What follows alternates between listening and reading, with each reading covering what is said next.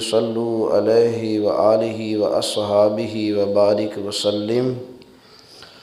ان اللہ وملائکتہ یصلون علی النبی یا ایھا الذین آمنوا صلوا علیہ وسلموا تسلیما۔ تمام حضرات باواز بلند درود شریف پڑھ لیں۔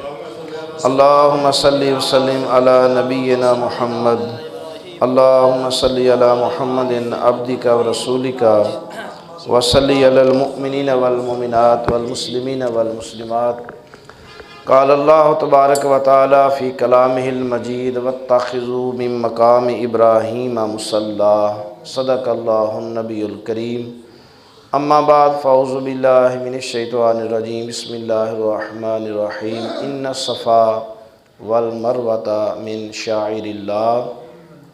صدق اللہ النبی الکریم۔ لا اقسم بہذا البلد وانت حل بہذا البلد۔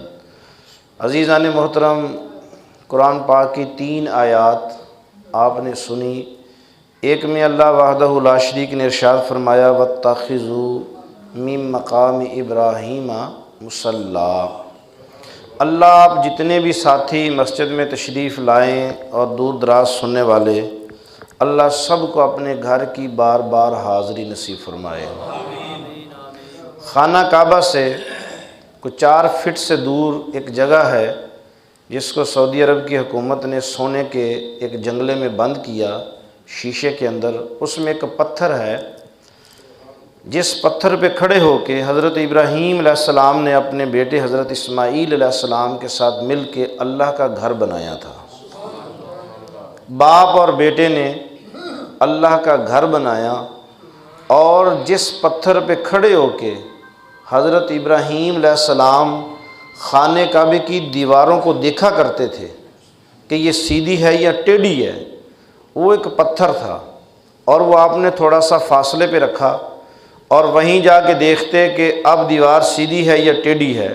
اگر اوپر نیچے کرنا ہوتا تو وہ پتھر پہ آپ پھر پاس آتے اور ان دیواروں کو سیدھا کر دیتے۔ اسی طرح باپ اور بیٹے نے محنت کرتے کرتے اللہ کا زمین میں ایک گھر بنا دیا۔ اور یہ جو جگہ ہے ان اول بیت وضع للناس، جس کے بارے میں اللہ نے قرآن مقدس میں ارشاد فرمایا کہ یہ وہ پہلا اللہ کا گھر ہے جو اللہ نے فرشتوں سے بنایا تھا۔ اور آپ یاد رکھیے گا کہ خانہ کعبہ جو ہے، جو بیت اللہ شریف ہے، اللہ کا عرش کعبے سے پہلے، جو کعبہ یہ زمین نہیں بنی، اللہ کا عرش پانی پہ تیرتا تھا۔ کہاں تیرتا تھا؟ پانی پہ سیر کرتا تھا۔ وَكَانَ عَرْشُهُ عَلَى الْمَاءِ، کہ اللہ کا عرش جو ہے وہ پانی پہ تھا۔ اور جب اللہ نے ارادہ کیا اور کن فیکون کی ضرب لگائی کہ میں زمین بناؤں، تو جس جگہ سب سے پہلے زمین ننگی ہوئی تھی آج وہاں کعبہ ہے۔ یا بات یاد رکھیے گا، جہاں سب سے پہلے پانی کو اللہ نے سمندروں میں بھیجنا واپس بند کیا، تو جہاں سب سے پہلے زمین پہ سورج کی کرن پڑی وہاں پہ خانہ کعبہ ہے۔ اسی لیے بیت اللہ شریف کو کہتے ہیں ام القری، کہ زمین کی ماں ہے یہ اللہ کا گھر۔ جیسے ہم اپنی ماں کو کیا کہتے ہیں؟ اماں، امی یا اماں۔ امی جو ہے اس کا معنی ہے جڑ۔ باپ کی جڑ، اولاد کی جڑ کون ہے؟ کم ماں ہے۔ ماں کی جڑ کون ہے؟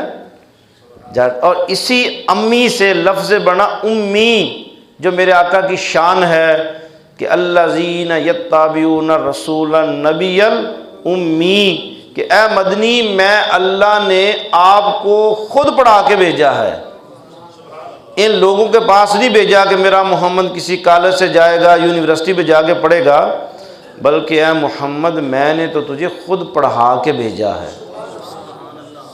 اور یار لوگوں نے اعتراض کر دیا کہ محمد امی ہے، ان پڑھ ہے۔ حالانکہ امی کا معنی ان پڑھ نہیں ہے، امی کا معنی ہے جو اس زمین میں کسی سے نہ پڑھا ہوا ہو، جس کا کوئی استاذ نہ ہو، جس کا استاد خود اللہ ہو، الرحمن علم القرآن۔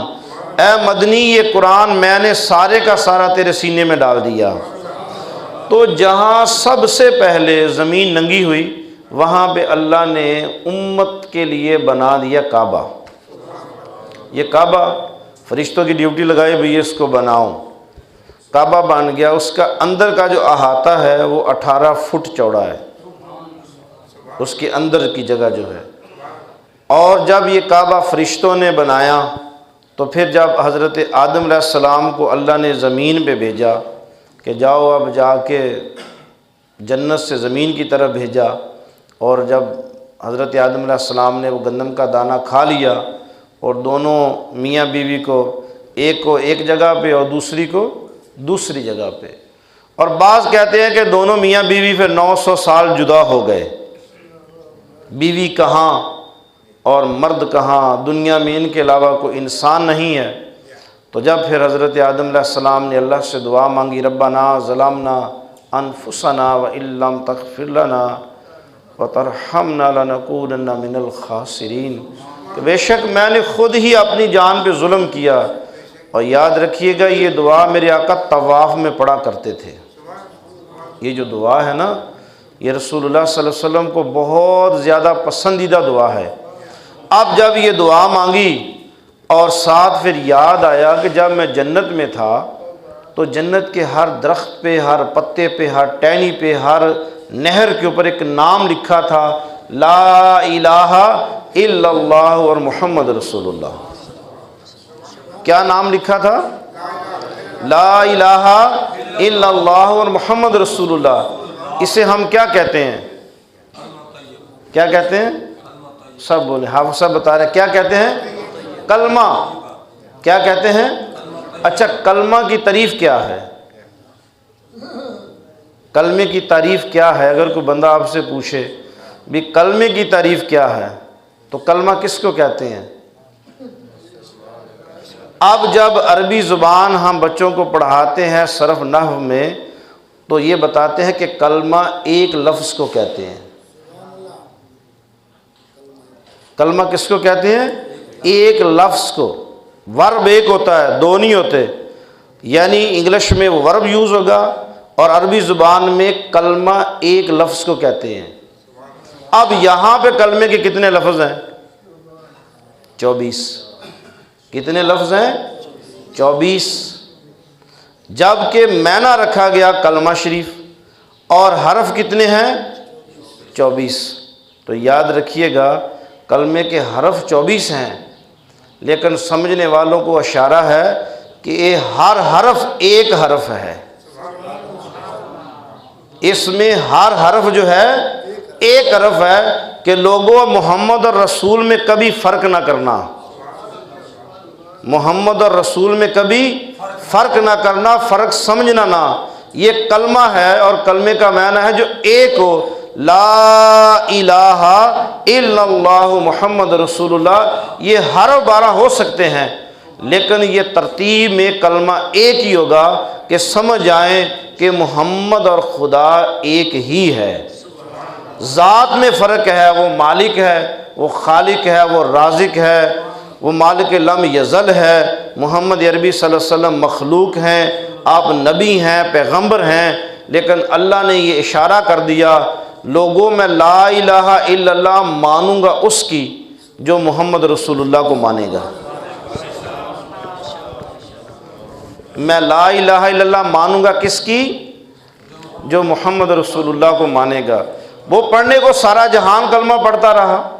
313 جب میرے آقا لشکر لے کے گئے احد کے پہاڑ میں تو عبداللہ بن ابی نے کیا کہا تھا، ہم سے نمازیں پڑھا لیں، تہجدیں پڑھا لیں۔